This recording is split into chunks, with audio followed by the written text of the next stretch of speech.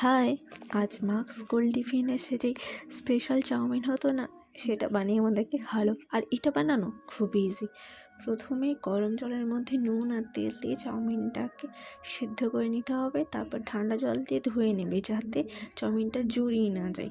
তারপর কড়াইতে তেল গরম করে ডিমগুলোকে ভেঙে এক এক করে দিয়ে ঝুড়ো ঝুড়ো করে ভেজে তুলে রাখতে হবে। এবার ওই কড়াইতেই তেল দিয়ে পেঁয়াজ কাঁচা লঙ্কাগুলোকে হালকা ভাজতে লাগলো। আর এইদিকে আমি দেখো একটু ডিম ভাজা মুখে পড়ে দিলাম, যেটা খেতে আমার দারুণ লাগে। আর আমার মতো কে কে খাও অবশ্যই কিন্তু কমেন্টে জানিও।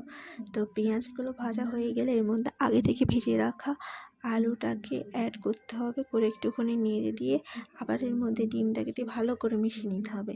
মিশিয়ে এবার একে একে কিষান কেচাপ পাস্তা সস দিয়ে ভালোভাবে মিশিয়ে এবারে চাউটাকে তুলে দেবে, কিন্তু একসাথে তুলে দিও না, তাহলে জড়ে যেতে পারে।